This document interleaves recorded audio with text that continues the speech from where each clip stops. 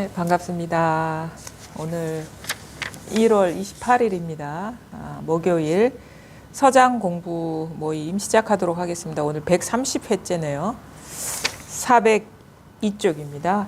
49 황지현 자아여에 대한 답서입니다. 사실 불교에서 가르치는 거는 이제 하나죠. 여러 가지 뭐 이것저것을 얘기하는 게 아니라 그 모든 것이 하나다. 삼계가 유심인데 사실 하나는 이제 하나라고도 얘기할 수 없는 것을 말한다. 왜냐하면 하나라는 것이 생겨버리면 하나 아닌 게 있기 때문에 그게 이제 둘이 돼버려서 이제 이름하여 하나다, 마음이다, 본성이다, 자성이다, 뭐 그 깨달음이다 얘기를 하지만 사실은 그 이름할 수 없는 그런 거를 이제 스스로 몸소 깨닫고 그 실상에 밝아진 안목으로 걸림없이 이렇게 살아가는 그런 이제 어떤 그런 삶의 어떤 진면목을 보여주는 게 이제 이 가르침인 것이죠. 근데 그거를 우리가 몸소 깨달아야 되죠. 그 이론적으로는 이제 상당히 많이 들어서 이제 이게 마음 하나뿐이구나라는 거는 익히 알고 있는데 과연 그러면 그게 뭐냐에 대해서는 우리가 참 와닿지도 않고 그게 분명하지도 않은 게 그 대부분의 어떤 공부인들의 어떤 그 내적인 상태거든요. 그래서 근데 보통 이제 공부를 처음 시작하는 사람들의 그 마음의 어떤 움직임을 보면 자꾸 이렇게 설법을 들으면 생각으로 자꾸 그림을 그리는 거예요. 뭐 이게 그림을 그린다는 게 명확하게 모르기 때문에 그림을 이제 자꾸 그리는 실수를 하게 되는데 말하자면 제가 삼계가 마음 하나입니다 라고 얘기를 하면 이제 그림 그리는 사람의 내적인 그런 모습은 뭐냐면 이 세계 모든 것이 마음 하나구나 이렇게 이해를 하게 되거든요. 마음 하나구나. 요게 그림을 그리는 거예요. 이게 그렇죠? 마음에 이게 탁 문장이 생겨버렸잖아요. 그러면 이제 그게 언어로 이렇게 그림을 그리는 거죠. 언어로 이게 생각으로 공부하는 거예요. 이걸 잘 이해를 하셔야 돼요. 그러니까 제가 이렇게 진짜 말씀드리고자 하는 거는 이 세상 모든 것이 마음 하나라는 그런 문장화된 어떤 그림이나 이해가 아니고 그거를 깨달으라고 하는 건데 근데 이게 그렇게 말로 표현할 수 없는 것을 어쩔 수 없이 말로 표현해야 하기 때문에 그냥 이치적으로 설명을 드리는 거예요. 모든 것이 마음 하나입니다. 그 다음에 이 모든 현상이 이 드러나는 것을 색이라고 하는데 색이 곧 공합니다. 다 비었습니다. 그래서 머문 바 없이 마음을 내야 됩니다. 이게 금강경의 이런 그림들이거든요. 네, 이제 공부를 이제 잘못하는 사람은 아주 초심자들이죠. 그래, 삼계가 마음 하나지. 그래, 이렇게 문장으로 딱 써요. 그 다음에 이게 문장으로 쓰든가 아니면은 자기 마음속에서 쭝얼쭝얼거리든가 아니면은 그걸 딱 써놓고 어떤 명제처럼 마음에 탁 담아놓고 기준을 삼든가. 그러니까 이제 모든 게 하나니까 모든 게 똑같으니까 뭐 어디 이것이다 저것이다 할 거 없네. 이것도 마찬가지예요. 이게 다 소리가 탁 튀어나온 거 분별이 일어난 것이고 이게 생각으로 딱 규정된 것이고 이게 그림을 탁 그린 거예요. 말로. 우리가 이런 설법에서 그림을 그린다라고 하는 거는 단지 우리가 이 세속 생활에서 뭐 색감이나 형태로 그림을 그리는 것만 얘기하는 게 아니라 생각으로 이렇게 규정하는 것도 그 물감으로 그리는 거랑 똑같은 상이 생겨버리는 거고 그 다음에 어떤 그 느낌으로 이렇게 잡는 거 있잖아요. 어떤 고요한 상태. 그것도 이게 감정으로 그린 그림이에요. 그걸 아셔야 되는 거예요. 그러니까 생각으로 그려서도 안 되고 이미지로 그려서도 그거는 망상인 것이고 그 다음에 어떤 그 색채감이나 이런 거, 그 다음에 어떤 감정으로 고요한 상태 이것도 감정의 그림을 그린 거, 생각의 그림을 그린 거, 그 다음에 어떤 그 감각적인 그림을 그린 거 이거는 다 망상이다 이거예요. 그렇게 하면은 도저히 도에 통할 수가 없어요. 그게 바로 아르마리로 공부한다라고 하는 거예요. 그림 그리면서 하는 사람들. 근데 처음에는 그럴 수밖에 없어요. 왜 그러냐면 우리가 평생 그런 식으로 이게 세상을 이해하면서 살아왔거든요. 그러니까 뭔가를 습득할 때도 개념화가 돼야지 이게 습득이 되는 거예요. 1 더하기 1은 처음에는 어떻게 해요? 사과 두 알을 그려 이게 딱 놓고 애들 사탕 2개 놓고 이거하고 이거는 2개지. 그래서 사탕 2개가 딱 있으면 이게 2개라고 하는 거야. 그렇죠. 이게 아주 그 유아기 때의 이 수학 개념을 이렇게 집어넣는 방식이거든요. 그래서 구체물로 하고 좀 애가 좀 유치원 갈 때쯤 되면 어떻게 해요? 사과를 들고 다닐 수는 없잖아. 그래서 그림을 그리는 거야. 사과 그림. 하나 더하기 하나는 2개. 이게 조금 약간 그 추상화가 된 정신이 추상화가 된 아이들을 대상으로 한 이제 개념 학습이거든요. 그 다음에 이제 초등학교 때 들어가면 어떻게 해요? 그림 대신에 뭘로 해요? 숫자. 1 더하기 1은 2. 이게 바로 우리가 이게 실물로 그림을 그리든 그림으로 그림을 그리든 아니 기호로 그림을 그리든 이게 다 이제 그림인 거예요. 이게 왜냐하면 다 분별이 되는 거잖아요. 그렇죠? 생각으로 그리든 이미지로 그리든 아니면 뭐 감각적인 것으로 그리든 간에 이거는 다 분별 구분이 되잖아요. 형태가 탁 잡힌 거거든요. 이게 다 그림으로 공부하는 거예요. 그걸 뭐라고 얘기해요? 아르마리다. 이게 아르마리. 그래서 아르마리로 공부하는 사람 다 지혜 정도다. 이렇게 얘기를 하는 거예요. 지혜 정도. 그러니까 그게 그냥 지식 공부인 것이지 그거는 이제 공부가 아니다 이런 거예요. 그거는 사실 자기가 그런 식의 공부를 잘못하고 있는지도 모르고 하는 사람이 많아요. 그래서 자기가 규정한 언어적인 깨달음에 맞지 않으면 다 틀렸다고 얘기하는 거예요. 왜냐하면 자기 그림에 안 맞거든. 저 사람의 그림이. 근데 이거는 이제 공부가 아니죠. 이거는 이제 분별망상을 꿈속에 들어가서 꿈을 깨는 그림에 빠져 있는 거. 이거는 꿈 깨는 공부거든요. 실질적으로. 그냥 꿈이 뭐냐 그러면 그거예요. 그림이에요. 그림이 꿈이에요. 구름이. 근데 그림이 자꾸 말도 잘 안 되네. 그럼 뭐냐면 우리가 대부분의 경우에 이게 통하지 않은 사람 이런 식의 공부를 하고 있다라는 거예요. 이렇게 법문을 들으면 계속 이게 써머리 해가지고 요약해가지고 오늘 요 얘기를 했구나.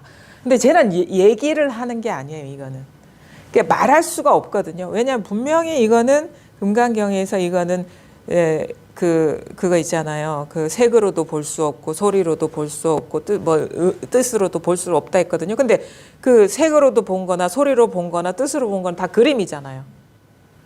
그러니까 그림으로 볼 수 없다라는 말을 이미 금강경에서는 했는데 그거를 주구장창 외우면서도 자기가 그렇게 그 가르침하고 위배된 공부를 하고 있다라는 걸 모르는 거예요. 그냥 그렇게 하면 안 된다 이거예요. 그러니까 법문을 이렇게 들어야 된다 하는 거는 말을 알아듣는 게 아니에요. 그러니까 어쩔 수 없이 근데 말할 수 없는 거는 이제 제가 얘기를 안 하면 모르잖아요.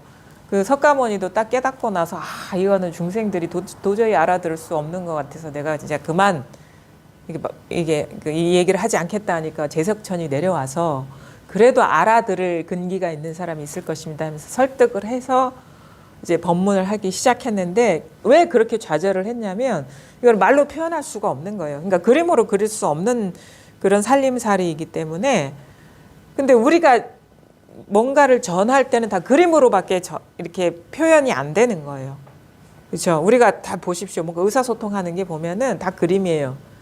메일 글자 아니면 그 이모티콘 같은 게 그림, 그렇죠? 아니면 목소리 전화, 그렇죠? 뭐 이런 식의 어떤 감각적인 거나 아니면은 감정적인 형태의 그런 거나 아니면은 뭐 이런 식의 시각적인 뭐 아까 감각이 포함되는 거고 그다음에 어떤 생각의 형태들 언어적인 그런 거.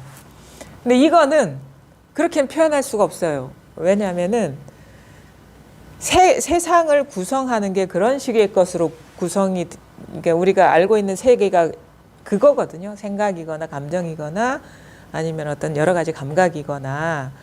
근데 이거는 그것 이전 아니면 그것의 본성이기 때문에 어떤 생각이나 언어나 감정이나 감각으로 표현할 수가 없어요. 그 이전 것이기 때문에. 왜냐하면은 생각이거나 아니면은 감정이거나 감각이면은 하나가 될 수가 없어. 왜냐하면 어떤 감정적으로 표상될 수 있는 거는 생각이나 감각은 예외가 되는 거거든요. 그렇죠? 그렇잖아. 만약에 어떤 감정적인 상태, 감정적인 그림을 편안한 것이 깨달음이다라고 우리가 이렇게 딱 정해 놓으면 그런 감정 상태가 아닌 어떤 식의 사유, 생각할 때나 아니면 뭔가를 감각할 때는 감정이 아니잖아요. 그러니까 이거 하나가 될 수가 없죠. 그러니까 그런 식의 모양으로는 구할 수 없다라는 거는 어떤 모양은 다 부분이기 때문에 그러는 거예요. 그걸 우리가 잘 살펴봐야 돼요. 만약에 말이 됐든 뜻이 됐든 감정적인 상태가 됐든 감각이 됐든 그게 어떤 것이라면 그거는 부분이다 이거지. 만약에 어떤 감정은 어떤 생각이나 어떤 감각을 이렇게 포섭할 수가 없잖아요. 생각이나 감각을 배제한 감정이기 때문에. 그다음에 어떤 식의 언어적인 규정은 그건 언어적인 개념은 감각적인 상황이나 우리가 감지할 때나 이렇게 느낄 때나 아니면 이렇게 뭐 감정이 일어날 때는 예외가 되잖아요. 그런 언어적인 규정이 아니기 때문에 그 부분이기 때문에 그런 식으로는 추구할 수가 없고 그러니까 얻을 수가 없다라고 하는 거예요. 근데 우리는 그것을 모른 채 그냥 어떤 식의 이런 식의 삼계가 유심이지 마음 하나지 아니면은 뭐 모든 것이 깨달음이 모든 거를 다 드러내고 있어 내지는 다 깨어 있어 이런 식의 언어적인 규정이 떨어지거든. 그러면 뭐냐? 흔히 우리가 이렇게 공부하는 사람들이 많이 걸려 있는 것들이 그런 형태일 거예요. 예를 들어가지고 지금 눈앞에 있는 이것, 눈앞에 지금 여기라는 것도 가만히 보면 내가 어떤 언어적인 규정을 하고 있는 건 아닌가? 아니면 이런 공간성, 시 공간성의 어떤 그런 식의 모양을 깨달음이라고 딱 붙잡고 있는 건 아닌가? 이걸 보셔야 되는 거예요. 그러니까 자기를 잘 보셔야 돼. 내가 어떤 식의 형태에 갇혀서 그걸 깨달음이라고 착각하고 있는 거 아닌가? 아니면 어떤 감정적인 상태를 깨달음이라고 착각하고 있는 건 아닌가? 그거는 부분이다 이거죠. 왜냐하면 그거 아닌 어떤 생각이나 아니면 그거 아닌 어떤 감정이나 그거 아닌 어떤 감각에는 그것을 담아낼 수가 없기 때문에. 근데 이건 뭐냐면 생각일 때도 이거고 어떤 감정일 때도 이거고 어떤 감각일 때도 이건 거예요.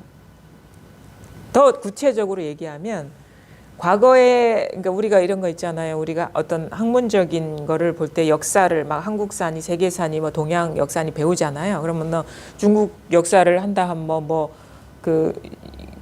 온주 뭐 온나라 때 뭐 하나라 때 뭐 우리가 진짜 뭐 상상도 잘 안 되는 유물조차도 남아있지 않은 그 시대부터 뭐 중국 역사를 막 얘기한다고. 우리나라 같은 경우 고조선부터 막 삼국시대 그다음에 이제 통일 신라 시대, 고려 시대, 조선 시대 사실 우리 한 번도 그 경험해 본 적 없잖아요. 지금 이 시기를 사는 사람들은.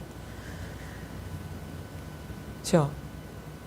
근데 이건 뭐냐면 조선 시대도 이거고 삼국 시대도 이거고 통일 신라도 이거고 고려 시대도 이거고 조선 시대도 이거고 구한말도 이거고 그다음에 뭐 50년 전도 이거고 지금도 이거고 뿐만 아니라 우리가 역사적으로 펼쳐지지 않은 내일도 이거고 10년 후도 이거고 아니면 30년 후도 이거고 100년 후도 이거예요.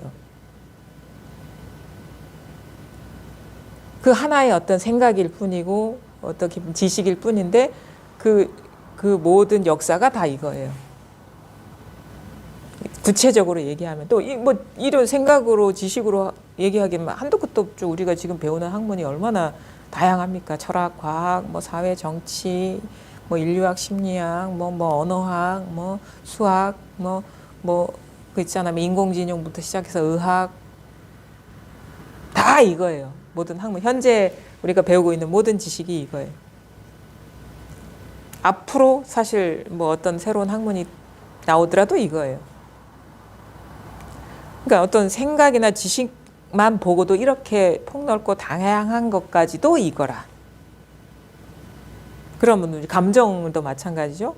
우리가 행복, 불행, 슬픔, 기쁨, 아니면 분노, 좌절, 아니면 환희심, 즐거움 여러 가지 뿐만 아니라 우리가 진짜 다양한 어떤 산뜻함, 쾌적함, 불쾌함 이런 것들 그다음에 그뿐만 아니라 어떤 감각적인 거 어떤 형태, 빛깔, 소리, 냄새 그 얼마나 다양합니까? 우리도 요즘은 그 음식 같은 경우도 그 옛날은 우리가 먹고 살기 힘들 때는 먹방에는 이런 게 안 나왔거든요. 음식에 무슨 별이 미슐랭 무슨 뭐 식당에 누군가가 뭐 하는 요리니 어쩌니. 근데 요즘 얼마나 다양합니까 그런 것들이. 그러니까 하나하나 조금만 재료 하나 넣고 빼는 거에서도 달라지는데 그 모든 음식 그 무슨 향기, 향취, 뭐 냄새 아니면 어떤 시각적인 감각 그 모든 것들이 이거예요.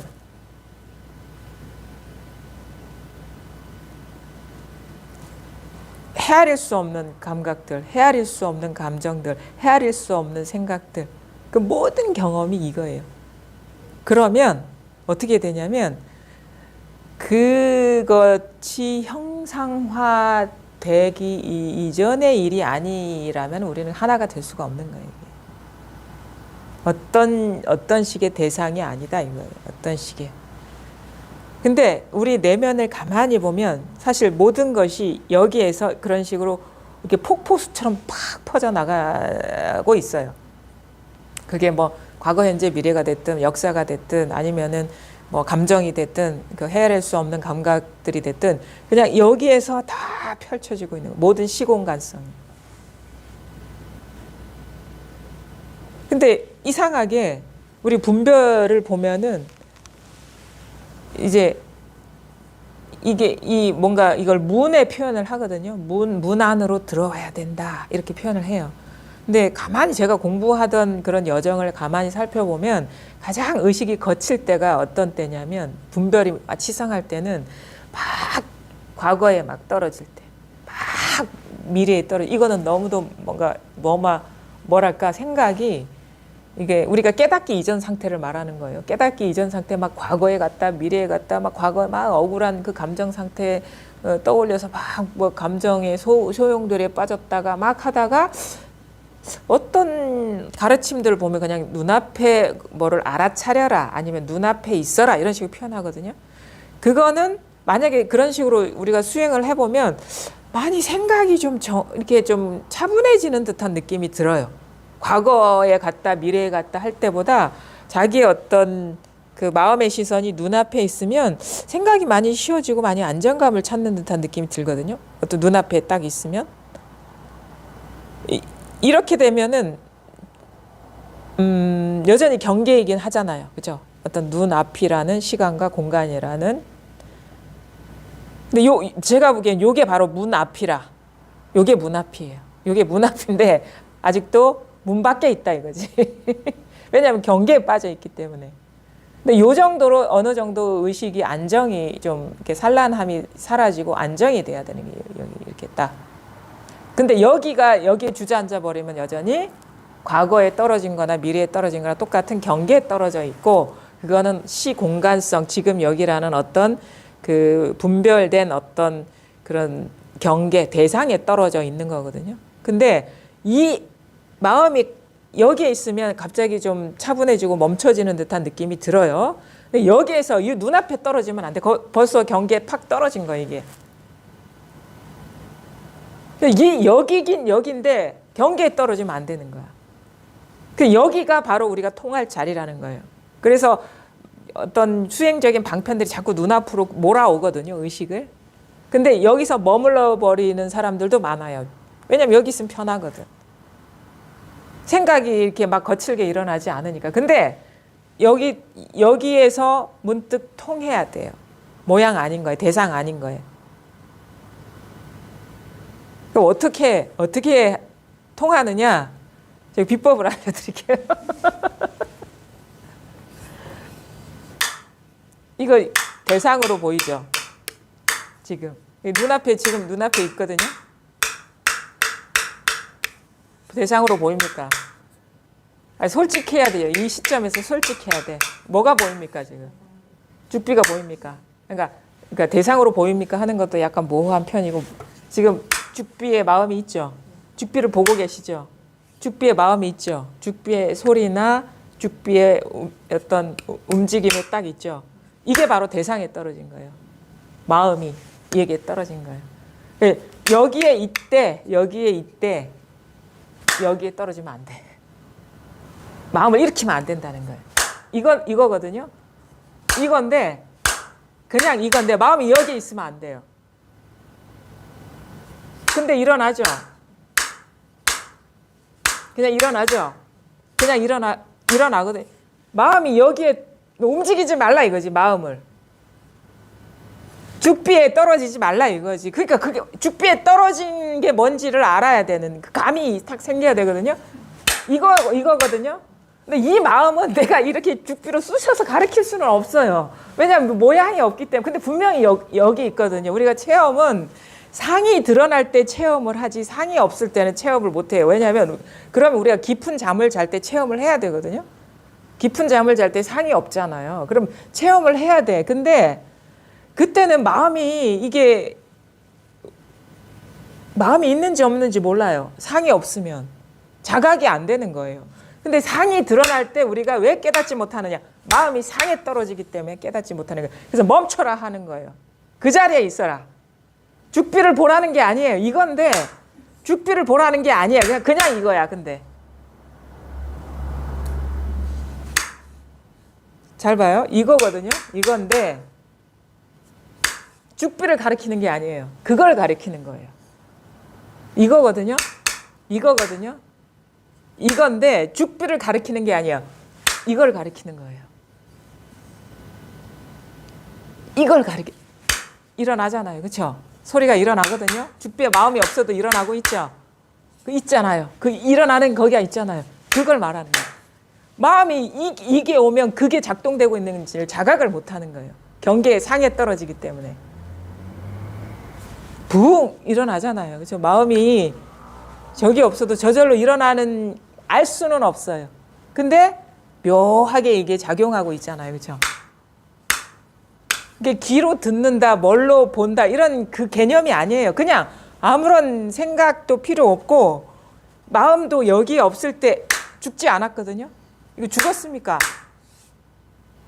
이게 죽었으면 이거 죽비가 소리를 내는 게 아니에요. 이 마음이 소리를 내는 것이지. 지금 붕 하고 있잖아요. 이거예요. 이거는 지금 여기란 대상이 아니라고. 그냥 이것인 것이지. 지금 여기도 여기서 일어난 대상이라는 거예요. 지금 여기라는 것도. 지금 하는 거나 이거랑 똑같은 거거든요. 그럼 지금 시간에 떨어지면, 말에 떨어져 버리면 마음이 죽비에 떨어진 거랑 똑같아요. 근데 말에 안 떨어지면 이때나 지금 하는 거랑 똑같은 거예요. 이런 상이 안 떨어지면. 이런 식의 소리나 글자나 뜻에 안 떨어지면 생각 굴리면 안 됩니다. 이거 생각이 아니에요. 그냥 가리켜 보이는 거예요. 이 자리를. 그래서 집지하는 거예요. 집지. 근데 형태가 아니기 때문에 이 상이 드러날 때 이 마음자리를 가리키는 건데 상을 가리키는 건 아니거든요. 그렇죠? 그러니까 이건데 지금 할 때도 이거고 이거 할 때도 이거예요. 지금 할 때나 이거나 똑같은 거예요. 근데 마음이 이 대상에 떨어져 버리면 죽비가 다르고 지금이 다른 일이 돼버리거든. 그렇죠? 뜻에 확 빠져버리면 지금 이 시간을 말하나 하는 어떤 지금이 되고 죽비 하면 이제 죽비에 마음이 떨어져 버리면 죽비가 탁 클로즈업 돼서 탁 자기 마음에 싹 들어와 버리거든요. 근데 이거거든요. 이건데 죽비를 가리키는 게 아니에요. 그러니까 말하자면 이거하고 아무 상관없는 일이라. 이거하고 아무 상관없는 일이에요. 지금하고도 아무 상관없는 일이에요. 지금하고도 아무 상관없는 일이라니까? 근데 왜 지금을 그냥 무슨 금과 옥주처럼 그렇게 막 붙들고 있습니까? 그건 경계인데. 그런 시간성이 아니라니까. 시간을 초월한 거지. 시간 이전짜리라는 거예요. 시간 이전짜리.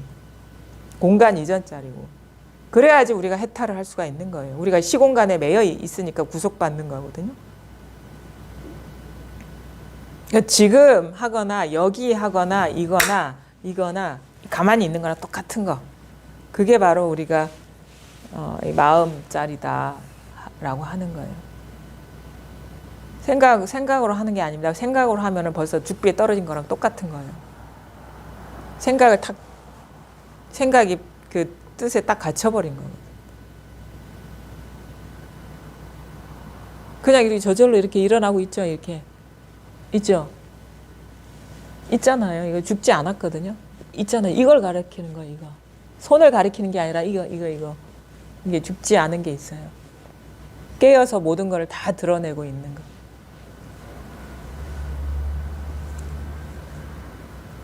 이거 이해가 아니에요. 그냥 이렇게 자각이 돼요. 그냥 이거는 손도 아니고 소리도 아니고 지금이라는 글자도 아니지만 그냥 여기에서 지금이라는 글자도 나오고 소리도 나오고 지금 이게 저절로 이렇게 다 들어. 그러니까 이런 식의 눈앞에 있는 시공간을 말하는 게 아니에요. 그것도 현재에 갇힌 거라. 그건 현재라는 경계에. 근데 이거는 3세가 공한 자리거든요. 3세가 일심이고 3세가 하나의 본래 면목이라면 그게 공하다 하거나 본래 면목이다 하거나 마음이다 하거나 이거 다 같은 걸 말하는 거예요. 그럼 뭐냐? 지금 과거 하든 현재 하든 미래 하든 이거 그러면 그 글자에 떨어지면 이게 하나가 될 수가 없어요. 그 다음에 뭐 죽비를 치든 종을 치든 탁자를 치든 이거거든요. 근데 이런 죽비 소리에 빠지고 종 소리에 빠지고 이 탁자 소리에 빠져버리면 그거는 이제 하나가 될 수가 없죠. 소리에서조차도. 그 다음에 이거 손을 들든 가만히 있는 모습으로 있든 아니면은 뭐 그냥 사라져 버리고 뭐가 있든 늘 이 모든 형태나 색채가 달라지더라도 똑같은 게 이거예요. 이거. 그래서 여기에서 소리도 나오고 색채도 나오고 생각도 나오고 감정도 나오는. 그걸 이렇게 깨어 있습니다. 이렇게 표현하기도 해. 깨어 있잖아. 이렇게 죽지 않았거든요. 왜냐하면 끊임없이 이런 생각이 일어나고 있고 이 사물이 드러나고 있고 소리가 이렇게 일어나고 있잖아요. 지금 이게 있단 말이에요. 이게 뭔지는 몰라요. 근데 우리는 이게 실감할 수는 있어요. 이게 체감이 이게 실감할 수 있어요. 상에 안 떨어지면 경계에 안 떨어지면 사실 여기에서 다 모든 게 일어나고 있는 거예요. 이거다. 마음 바탕이라는 거, 마음자리라는 거. 그리고 모든 것이 이것이 모든 걸 다 머금고 있고 이 한 판에 이 마음 깨어 있는 성품밖에 없다. 본래 변함 없는 거는. 나머지는 다 이제 그때 인연 따라. 왜냐하면 죽비도 이거 소리가 머물러 있지도 않잖아요. 잡을 수도 없고 이것도 어제의 죽비와 오늘의 죽비가 다르고 육체도 마찬가지거든요. 육체가 어제의 육체, 오늘의 육체가 어떻게 같습니까? 시시각각 변하니까 이제 주름이 자꾸 생기고 머리도 하얘지고 운동성도 떨어지는 거죠. 기동성 같은 거. 지금 근데 나이가 들든 이게 죽비가 사가서 부서지든 소리가 나타났다 사라졌다 하든 이거는 늙지도 않고 사라지지도 않아요.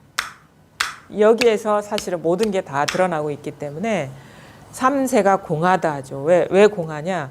과거, 현재, 미래가 여기에서 이건 뭐라고 할 게 아무것도 없거든요. 그러니까 뭐가 있는 게 아니죠. 그래서 이름일 뿐이다라고 하는 게 그거예요.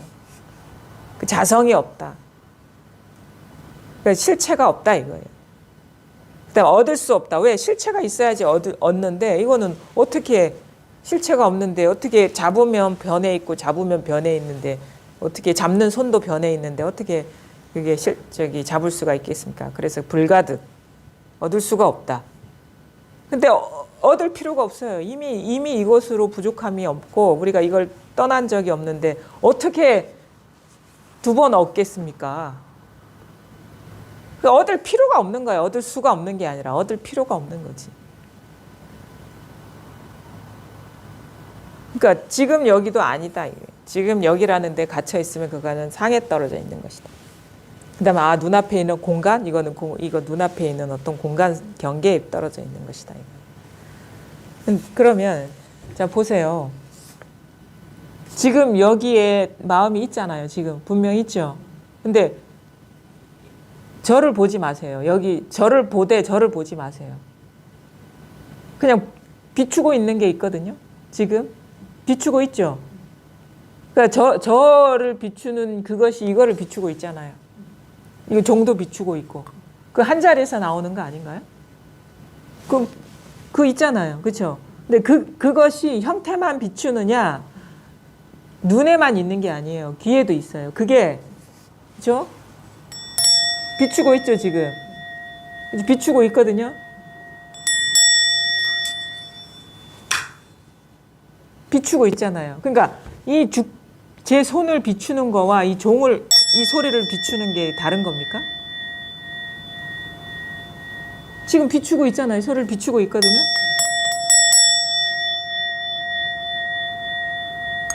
이거 있잖아요, 이거. 비추고 있잖아요, 이거. 그 다음에, 원래 고향이 어디시죠? 하동? 하동 비추고 있죠, 지금. 그 비추고 있잖아요. 하동 비추고 있잖아요. 그 하동 비추는 데나, 소리 비추는 데나,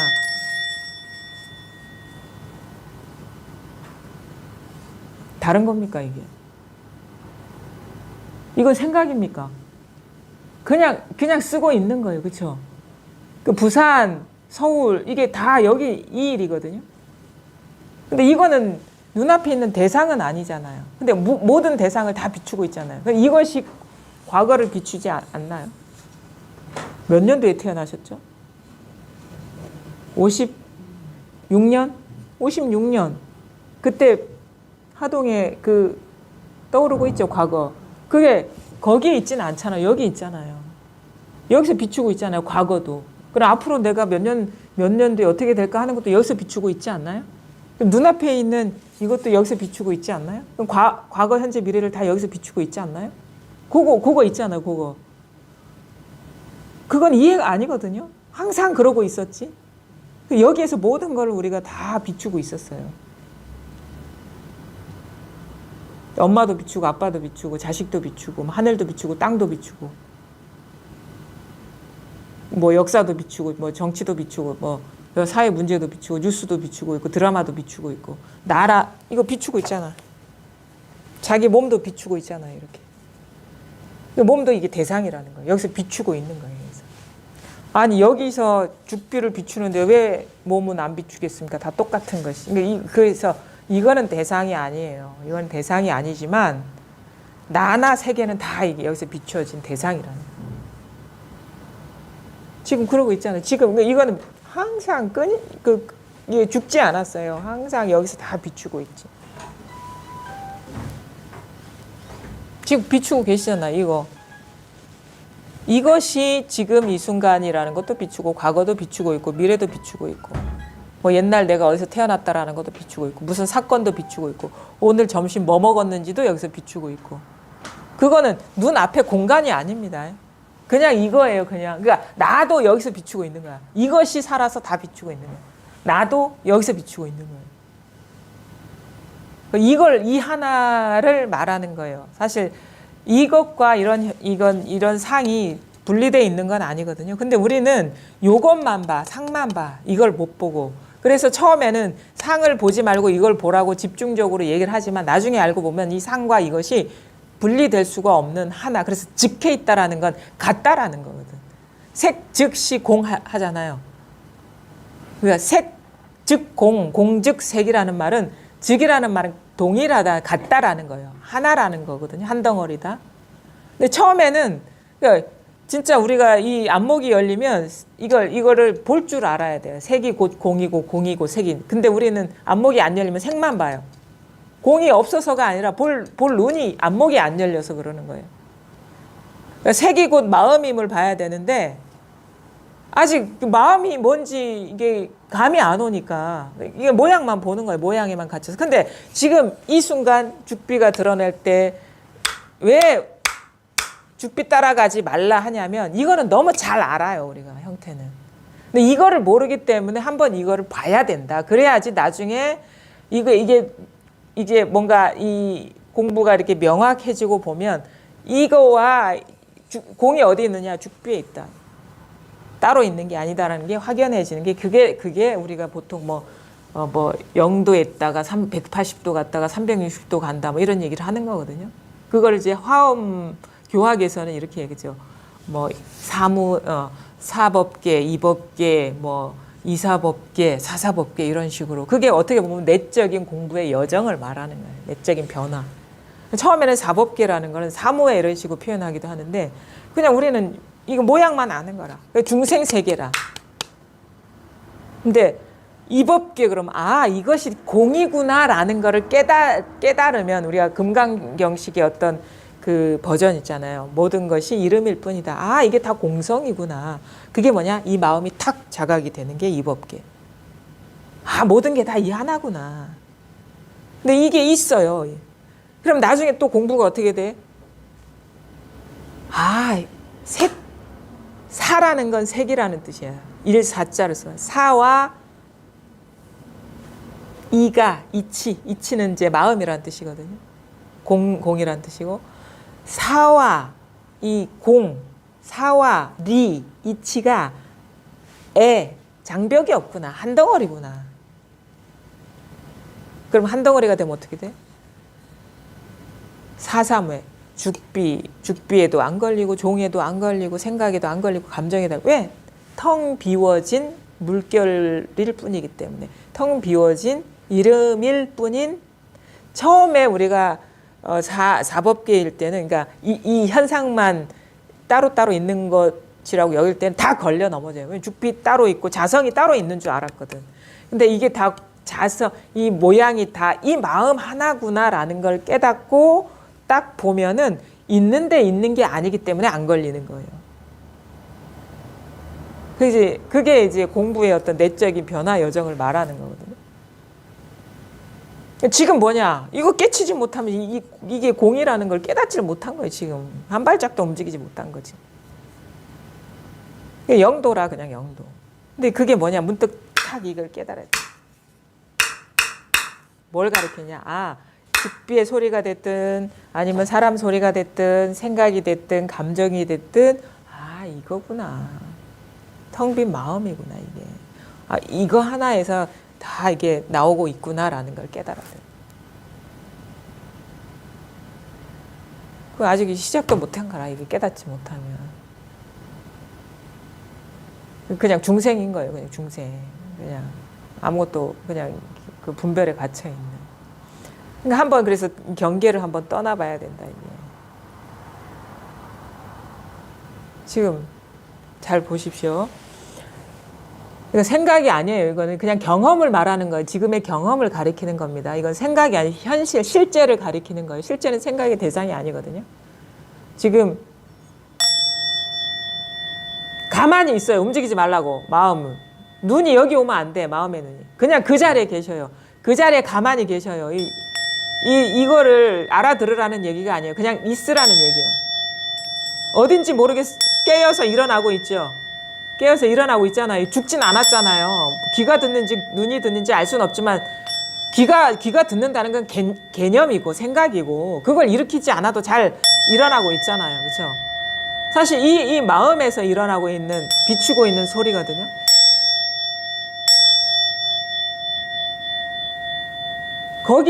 거기서 들리는 거지 여기서 들리는 게 아니에요. 거기서 일어나는 그 자리가 있거든요. 일어나는 자리가 있어요. 여기서 일어나는 게 아닙니다. 그 바로 앉아있는 바로 움직이지 않은 그 자리에서 일어나고 있어요.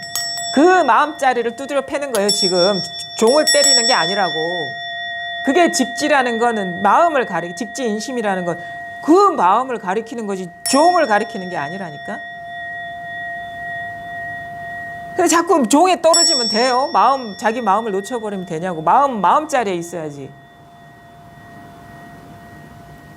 그 시작점에 있으란 말이에요. 거기 소리가 탁 일어나는 그 자리 있죠. 소리가 일어나는 그 자리 있잖아요. 소리가 일어나는 그 자리. 거기를 가리키는 거예요. 거기를. 저한테 있지 않아요. 그러니까 어디에 있는지는 알 수 없는데 이것이 드러내고 있잖아요. 지금 어디에 시공간을 알 수가 없어. 모양이 아니기 때문에. 근데 분명히 있어요. 이걸 가리키는 거예요. 이걸. 거기서 모든 일이 다 일어나. 그러면 뭐냐? 기뻐도 이 일이고 슬퍼도 이 일이고 좋아도 이 일이고 좋지 않아도 이 일이고 나도 이 일이고 남도 이 일이고 세계도 이 일이고 종도 이 일이고 죽비도 이 일. 이게 공한 자리가 드러난다. 마음자리라고 하는. 이게 본래 면목자리, 본래 면목, 본성자리, 본성, 본래 성, 성품 성자는 마음심자의 날생자입니다. 그게 뭐냐? 마음이 일어난다라는 뜻이거든. 마음이 거기서 일어나지 어디서 일어납니까? 그건 죽지 않았다라는 뜻이에요. 마음이 일어나잖아요, 지금. 그러니까 마음이 일어난다는 게 이렇게 생각하면 어떤 형태가 일어나고 있잖아요. 소리의 형태든 생각의 형태든 감정의 형태든 빛깔의 형태든 이게 일어나고 있잖아요. 분별된 마음이 일어나는 자리가 있잖아요, 지금. 생각으로 하면 안 돼요. 그냥 그래서 딱 한번 멈춰봐라. 이미 도달해 있는 데를 다시 도달할 필요가 없고 이미 갖춰져 있는 것을 두 번 다시 얻을 필요가 없는 거예요. 이미 거기에 있기 때문에. 그래서 멈추면 깨닫는데 이게 딱 마음이 분별심으로 추구하는 마음이 멈추지 못하면 이게 계속 우리가 뭐 소리가 일어나면 소리에 떨어지고 말을 하면 말에 떨어지고 그러면은 언제 깨닫겠습니까? 이미 부족함 없이 이렇게 쓰고 있는 거를 놔두고 사실 이게 아니면 그런 분별심이 일어날 수가 없거든요. 대상화가 일어날 수가 없어. 살아있기 때문에 대상화가 일어나는 거죠. 순식간에 우리가 분별에 떨어지는 줄을 모르기 때문에 자꾸 이제 분별심으로 추구하는 거예요. 그냥 그 자리에 움직일 필요가 없습니다. 그냥 거기에요. 그리고 이거는 죽비 소리를 가리키는 게 아닙니다. 그 마음자리를 곧바로 가리키는 거예요. 거기를 말하는. 근데 이것이다 이거지. 이것이다. 손이 아니에요. 그냥 이것이다. 이게 그냥 생생하게 이게 손이 움직이는 게 아니라 내가 움직이는 게 아니에요. 이게 움직이는 거예요. 이것뿐이다 이거예요. 이게 살아 있잖아요, 지금. 이게 죽었습니까, 이거 죽었어요? 거사님이 살아있다는 걸 어떻게 느끼세요? 그건 관념이잖아. 그건 생각이잖아요. 숨 쉬고 깜빡이고 생각 아닙니까? 요게 살아있는 거잖아. 그거를 말하는 거예요. 이건 관념이 아니잖아요. 이걸 말하는 거예요.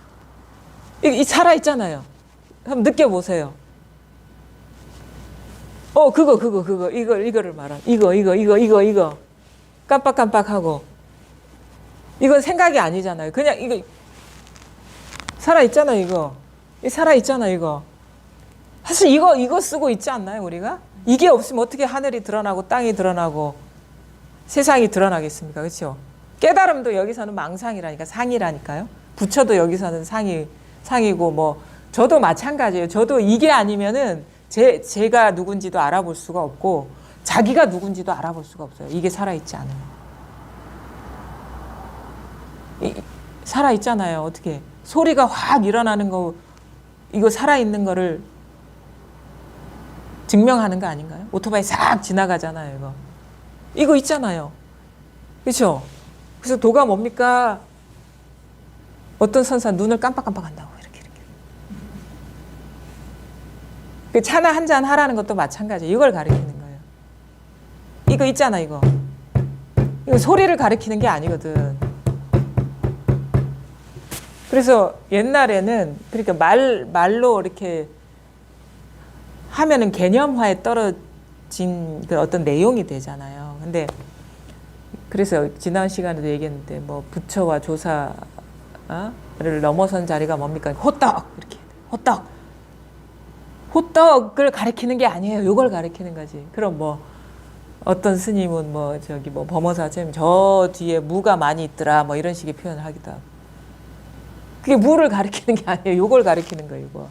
호떡을 하든 여기 다 갖다 부산을 하든 서울을 하든 해운대 앞바다를 하든 하늘을 하든 땅을 하든 이게 아니면 입 하나 뻥끗 할 수가 없거든요. 그렇죠? 이것이 모든 어떤 세상의 원천이라는 거예요. 원천. 근데 이걸 어떻게 내가 전해줄 수 있겠어요? 이걸 잃어버릴 수 있겠습니까? 그래서 이게 생각으로 하는 게 아니에요. 이걸 한번 체감해 보시라. 어떻게 체감해? 이래 하면 체감 안 됩니까? 이렇게?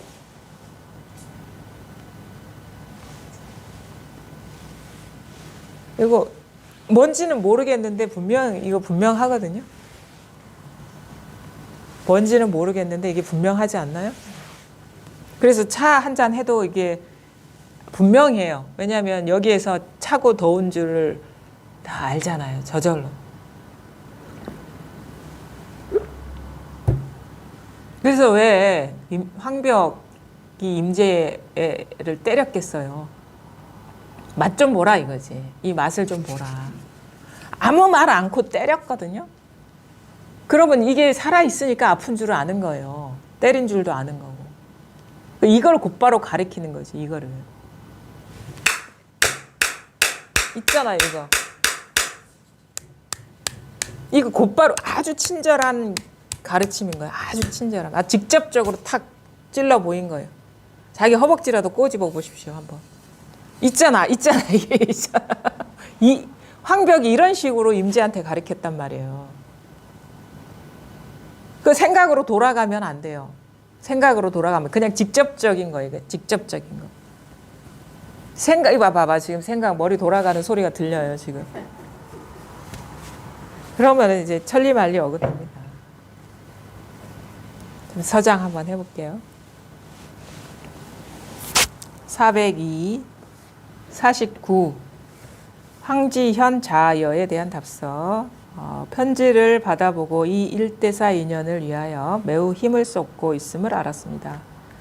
대장부 사나이가 하는 일은 마땅히 이래야만 합니다. 세월은 빠르게 흐르고 삶과 죽음의 일은 큽니다. 하루를 지나면 하루에 좋은 일이 사라지는 것이니 두려워하고 또 두려워해야 합니다.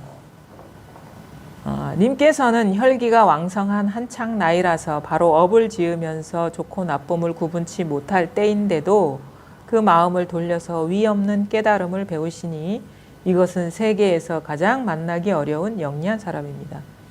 오탁 악세 속에 이러한 인연보다 나은 무슨 기특한 일이 있겠습니까? 색을 뒤쫓는 힘이 강건할 때에 일찍이 머리를 돌리면 늙어서 머리를 돌리는 것보다는 그 힘이 백천만억 배는 될 것이니 나는 님 때문에 남몰래 기뻐하였습니다. 이 황지연 자연이라는 사람이 그 젊은 사람인가 봐요. 보니까. 그러니까 지현이라는 것은 현의 우두머리라는 뜻이에요. 자연은 이제 이 사람의 그 이름 자여고, 자 황자여 지현에 대한 답서. 이렇게 얘기할 수도 있겠죠. 자, 편지를 받아보고 이 사람이 그래서 도를 물었나 봐요. 젊은 나이인데도 편지를 받아보고 이 일대사 인연을 위하여 매우 힘을 쏟고 있음을 알았습니다. 일대사 인연은 하나의 아주 큰 일, 우리 인간의 삶에서 가장 큰 일이 이거인 거예요. 이 도를 깨치지 못하고는 내가 사람인지 나인지 남인지 뭐 짐승인지 아니면 뭔지 명확하게 우리는 몰라요. 우리는 사실 평생을 내가 누군지 모르고 이렇게 간다는 것처럼 참 이게 어처구니 없는 일이 없죠. 내가 살았는지, 산 목숨이었는지, 죽은 목숨이었는지, 뭐 제대로 살았는지, 내가 누군지를 모르는데 그걸 어떻게 알겠습니까? 저는 진짜 그게 제일 답답하더라고. 내가 누군지 모르고 내가 인생을 산다고들 다른 사람들은 얘기하는데 내가 삶이 뭔지 인생이 뭔지 모르는데 내가 그 인생을 살았는지 삶을 살았는지 자신 있게 얘기할 수가 없는 거예요. 그래서 이거는 진짜 말도 안 되는 일이다. 그래서 좀 일찍부터 관심을 가졌던 것 같아요. 그래서 사람에게서 가장 큰 일이 이거예요. 도를 깨치는 거. 근데 이분은 이제 젊은 나이인데도 이 도를 깨치는 일에 매우 힘을 쏟고 있다는 것을 이제 편지를 통해서 보여줬나 봐요. 대장부 사나이가 하는 일은 마땅히 이래야만 합니다. 뭐 대장부 사나이라고 이렇게 여기서는 이제 그 어떤 남성성을 이렇게 지칭하는 것 같은데, 뭐 도를 깨치려고 이렇게 나아가는 사람이 자기가 남자라고 생각하면 도를 깨칠 수 있겠어요? 그 관념에 갇히는 것이지. 그러니까 이제 그런 자기가 남자다, 여자다, 뭐 대장부다, 대장부가 아니다 이런 관념이 있으면 도를 만날 수가 없겠죠. 그냥 비유적으로 그냥 표현한 말입니다. 자, 대장부 사나이가 하는 일은 마땅히 이래야만 합니다. 격려를 하는 거죠. 열심히 하시라고. 세월은 빠르게 흐르고 삶과 죽음의 일은 큽니다. 우리가 언제 어떻게 죽을지 어떻게 알겠어요, 그렇죠? 그거는 나이 태어나는 건 뭐 순서가 있다고 하는데 가는 거는 순서가 없다고 하잖아요. 그러니까 이 유기체는 뭐 하나만 고장 나도 그냥 가는 거예요. 나이에 상관없이. 그냥 확률적으로 나이가 드니까 이제 죽는 사람이 많다라고 하지만 그거는 그냥 관념인 것이고 나 자신의 생명을 담보할 수가 없어. 내가 언제까지 살지. 그건 젊은 사람이나 늙은 사람이나 그건 마찬가지죠. 그래서 언제 죽을지 모르는데 내가 누구인지 삶이 뭔지 인생이 뭔지 사실 죽음이 뭔지조차 모르면 말도 안 되는 일이죠. 그거를 두려워해야 돼요, 사실. 죽는 게 두려운 게 아니라 깨닫지 못하는 거를 두렵게 생각하셔야 돼. 하루를 지나면 하루의 좋은 일이 사라지는 것이니. 그렇죠. 왜? 하루 지나면 어떻게 깨달을 수 있는 시간이 줄어드는 거야, 이제 하루가. 그러니까 좋은 일이 다 사라지는 거죠. 뒤로 미루고 그러면. 두려워하고 또 두려워해야 합니다. 시간이 점점 줄어드는데 그런 거 있잖아요. 그 안수정등화, 뭐 그 경에 그런 게 나오잖아. 미친 코끼리가 벌판에 있는데 벌판에 불이 나서 이제 지나가는 나그네를 쫓아오고 있는데 그 나그네가 겨우겨우 불길과 코끼리를 피해가지고 어느 오래된 우물 속에 이렇게 딱 들어갔는데 갑자기 머리 위로 똑똑똑똑 꿀이 떨어지는 거야. 그래서 너무 달콤해. 동아줄에 그 칡넝쿨 같은 데 딱 매달리고 있는데. 그러니까 꿀이 똑똑똑똑 떨어지니까 너무 맛있어서 피할 생각도 어떻게 여기서 벗어날 생각도 안 하고 꿀 맛에 떨어져 있어요. 근데 밑에 오니까 뭐 악룡들이 막 드글거리고 있고 뱀들이 막 드글거리고 있고 위에서 가만히 보니까 벌집에서 꿀은 떨어지고 있는데 흰지와 검은지가 자기가 매달리고 있는 그 줄을 막 갉아먹고 있더라. 그건 이제 밤낮을 얘기하는 거고, 그렇죠? 꿀은 이제 우리가 감각적인 이 세상에 대한 즐거움을 얘기하는 거고, 그러니까 그 꿈에 빠져 있는 거예요. 꿈의 즐거움. 근데 이제 밑에는 뭐예요? 떨어지면 이게 악룡들이 입을 벌리고 있어. 언제 죽을지 몰라. 죽음을 상징하는 거다. 그러니까 우리의 어떤 인간의 삶을 비유적으로 표현한 게 그 안수정등화거든요. 근데 우리는 그 사실을 모르고 꿀맛에 취해 있는 거죠, 사실은. 언제 죽을지 모르는데. 님께서는 혈기가 왕성한 한창 나이라서 바로 업을 지으면서 좋고 나쁨을 구분치 못할 때인데도 그 마음을 돌려서 위없는 깨달음을 배우시니 이것은 세계에서 가장 만나기 어려운 영리한 사람입니다. 그렇죠. 일찌감치 이제 마음 공부, 깨달음 공부에 발심을 해서 이렇게 힘을 쏟고 있으니 칭찬할 만하죠. 대스님이. 오탁 악세 속에 이러한 이념보다 나은 무슨 기특한 일이 있겠습니까? 오탁 악세는 뭐냐? 우리 지금 사바세계를 말하는 거예요.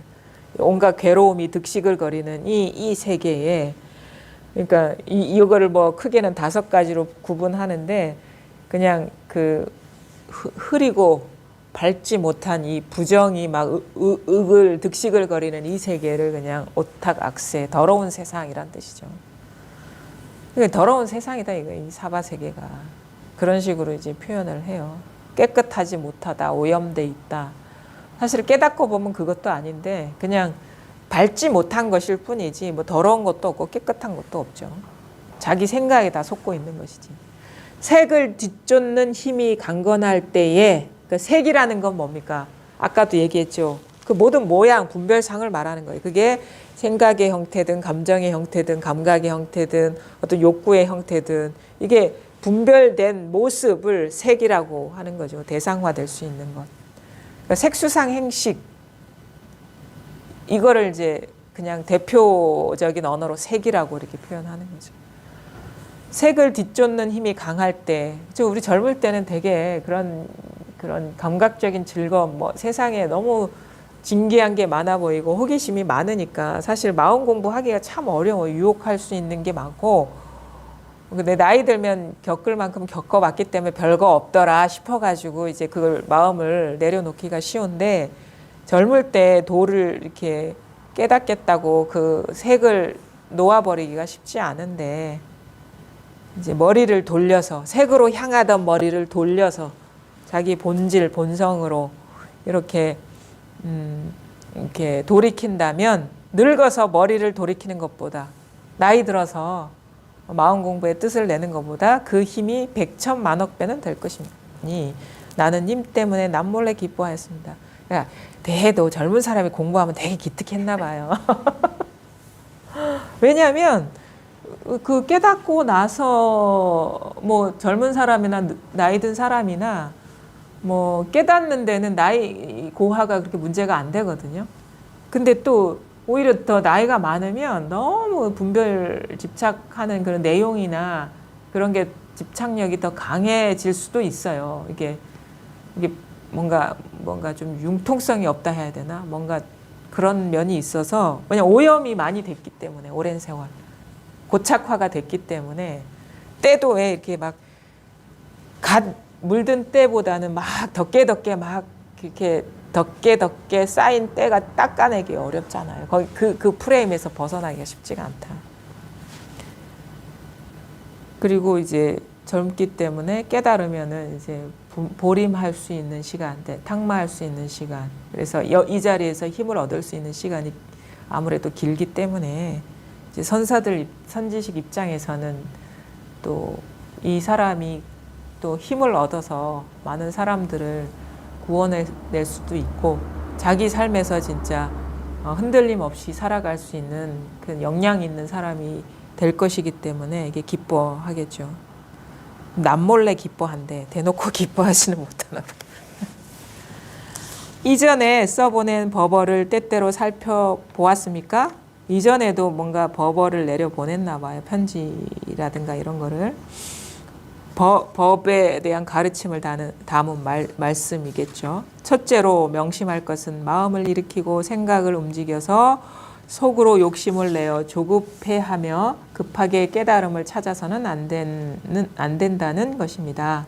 이러한 생각을 하자마자 바로 이 생각이 길목을 콱 틀어막아서 영원히 깨달을 수 없게 됩니다. 조사께서 말씀하셨습니다. 붙잡고서 정도를 지나치게 되면 반드시 삿된 길로 들어가고 자연스레 놓아두면 본바탕에는 가고 머뭅이 없다.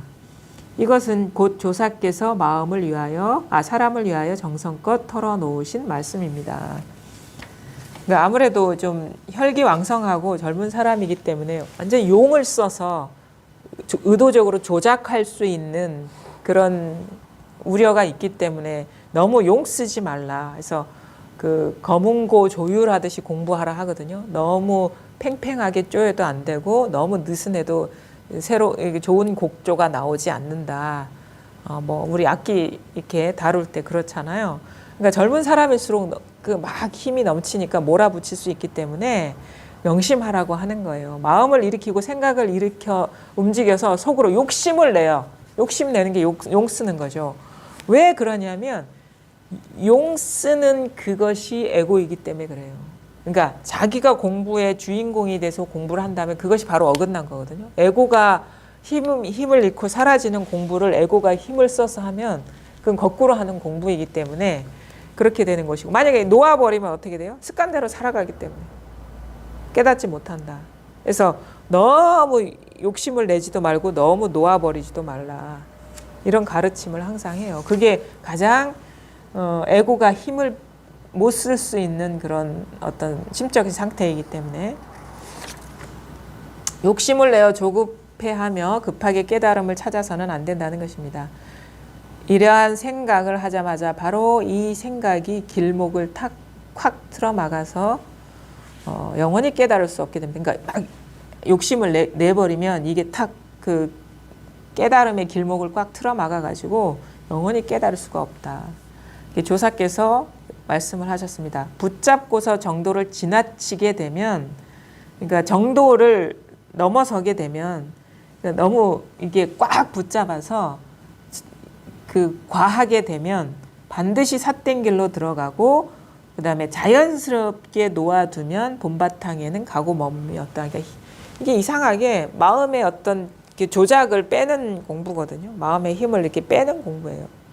우리 뭐 요가 같은 거 하면 몸의 힘이 이렇게 이완되는 듯이 이 공부는 뭐냐면 마음의 힘이 이게 빠져야 돼. 마음의 힘. 조작이거든 다. 마음이 의도를 갖고 뭔가를 하게 되면. 그러면 마음이 마음을 깨닫기가 쉬운데, 그렇다고 마음에 관심이 없으면 또 안 되는 거예요. 너무 관심이 없어 버리면.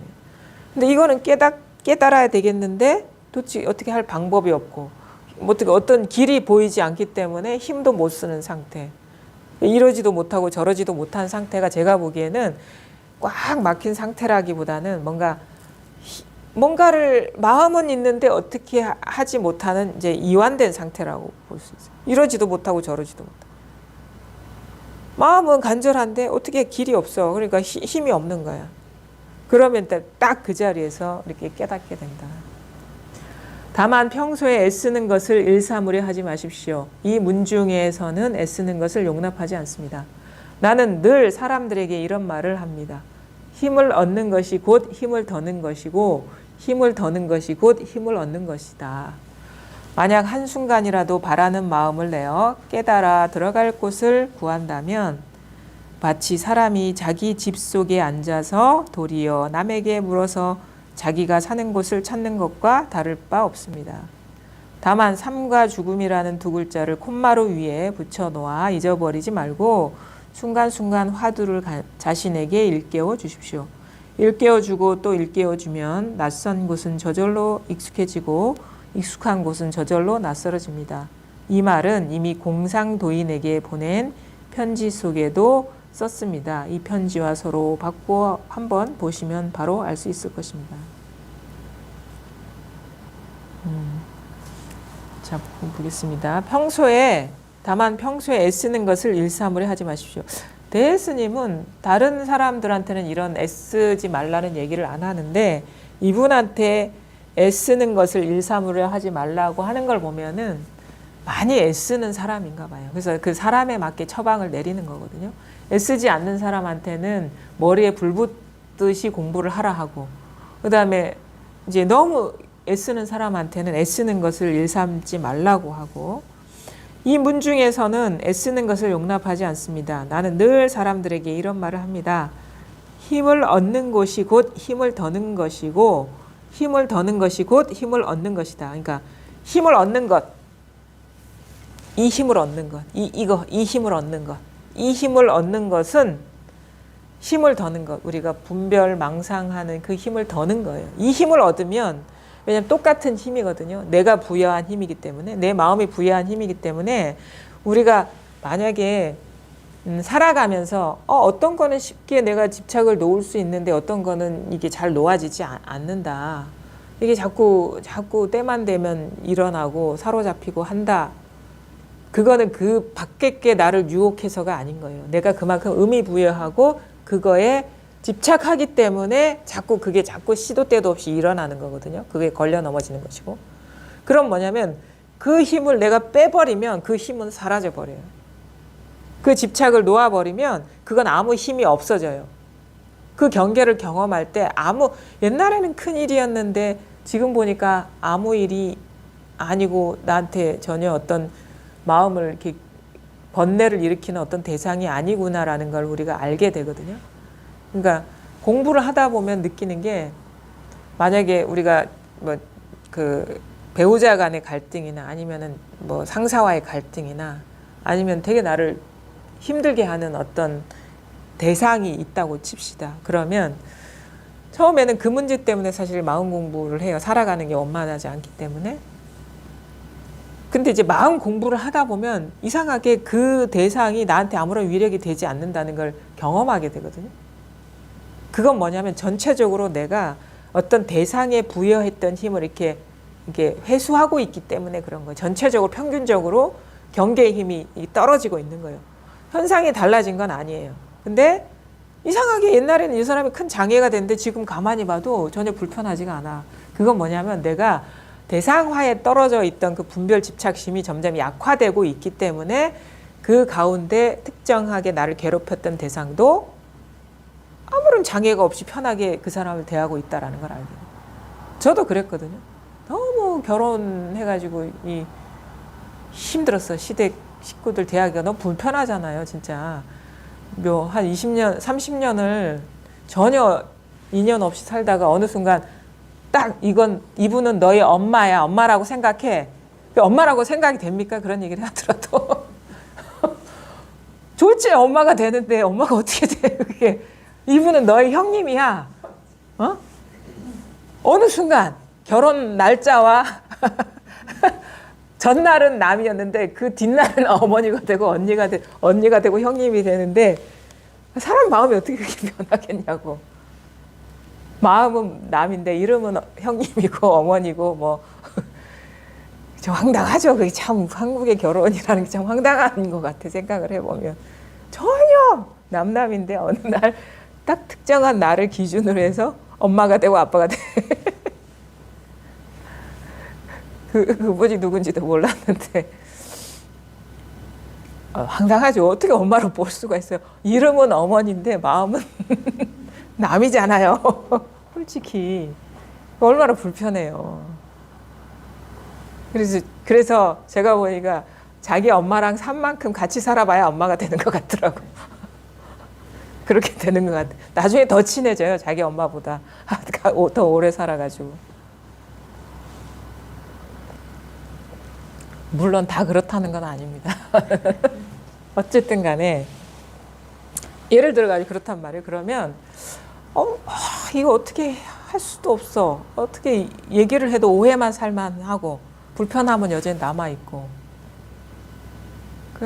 그러다가 그 불편함 때문에 이제 마음 공부를 하는데 어느 순간 이렇게 보면 웃으면서 이렇게 열린 마음으로 대하고 있단 말이에요. 그 문제를 해결하려고 하지 않았는데 공부만 했을 뿐인데 그때 이제 느끼는 거죠. 이 공부라는 거는 통으로 장애를 제거하는 것이지 낱낱이 이거를 하는 게 아니다. 왜냐하면 마음이 자꾸 대상화에 떨어지면은 자기가 어떻게 중심축이 삶의 중심축이 경계에 있기 때문에 그 경계의 변화에 따라 특히나 더 집착한 대상이 변화에 따라서 상당히 영향을 받거든요. 근데 마음의 중심축이 자기한테 돌아오면은 그게 아무리 요동쳐도 변화를 일으켜도 이게 흔들리지가 않은 거예요. 흔들리지가 않은 거야. 그게 참 희한한 거예요. 그러니까 이게 우리는 자기를 놔두고 자기 삶의 지표를 남한테 두고 있잖아요. 이 마음이 진정한 자기 본래 면목이거든요. 그러니까 자기가 누군지 모르니까 어디에 자기가 살아야 될지를 모르는 거야. 어디에 중심을 두고. 중심 찾기예요. 어떤 무슨 중심을 찾고 보면 나라는 중심이 공했구나라는 걸 알아서 중심이 사라져 보여요. 무게중심이 사라져 버린다니까. 무게중심을 찾는 게 아니에요. 나중에 알고 보니까. 우리 그런 거 있잖아요. 오뚜기 같은 경우 무게중심이 가운데 있으니까 자빠졌다가도 돌아오잖아요. 근데 중심이 가운데 있기 때문이거든요.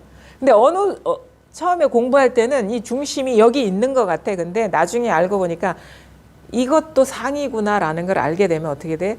무게중심이 없어져 버려. 삶의 중심성이 사라져 버리는 게 바로 그거예요. 물 흐르듯이. 물 흐르듯이 살려면 중심이 있으면 안 되거든. 걸려버리거든요. 무게중심이 이제 마음이라는 것도 사라져 버려야 되는 거예요. 그러니까 그래서 이게 공하다고 하는구나라는 거를 알게 되는 거예요. 그러니까 처음에는 뭔가 자기 중심을 찾은 것 같거든. 이거지, 이 자리지 하다가 이것도 사실은 분별이구나라는 것이 밝혀질 때가 돼요. 이것도 티끌이구나. 그러면 중심성이 확 사라져 버리면 있어도 있는 바가 없는. 그래서 그냥 모든 것이 그냥 뭐랄까 진짜 홀가분해요. 자기 존재감이 그냥 제로가 돼. 제로가. 존재감이 있어버리면 그게 아직도 뭔가 좀 남아있는 거거든요. 그래서 완전히 비워진 듯한 그런 식의 전환이 오죠. 그러니까 비워지니까 이제 걸리지 않는 거예요. 아무것도 없어요. 마음도 없어. 아무것도 없어. 마음이라는 것도 이게 분별이 없구나라는 걸 알게 돼요. 그러니까 여기에 힘을 얻으면 경계가 힘이 약화되고, 힘을 덜면 우리가 이 공부의 힘이 덜어지고 사는 힘이 덜어진다는 것이 바로 법의 힘이 생긴다는 것이고, 이게 그래서 힘을 얻는 것이, 이 힘을 얻는 것이 곧 장애의 힘이 덜어지는 것이고, 분별의 힘이 덜어지는 것이고, 힘이 덜어지면, 분별의 힘이 덜어지면 곧 이 법의 힘을 얻는 것이다. 만약 한순간이라도 바라는 마음을 내어 깨달아 들어갈 곳을 구한다면, 자요, 마음을 내어서, 바라는 마음을 내어서 깨달아 들어갈 곳을 찾으면 벌써 마음이 일어난 겁니다. 자기 자리를 떠나버린 거예요. 마치 사람이 자기 집 속에 앉아서 도리어 남에게 물어서 자기가 사는 곳을 찾는 것 같다. 이미 거기 자기 집에 살고 있는데 다시 마음을 내서 내 집이 어디예요? 내가 누구예요? 누구한테 가서 묻고 있냐 이거예요. 이미 거기가 자기 집인데 한마음 일어나는 자리 있죠. 그러니까 마조가 대주해한테 그랬잖아. 너 보물창고를 놔두고 어디 돌아다니냐 하니까 내 보물창고가 뭡니까? 그러니까 너 내 보물창고가 뭡니까? 묻는 그거야. 그러니까 내 마음이 어디 있지?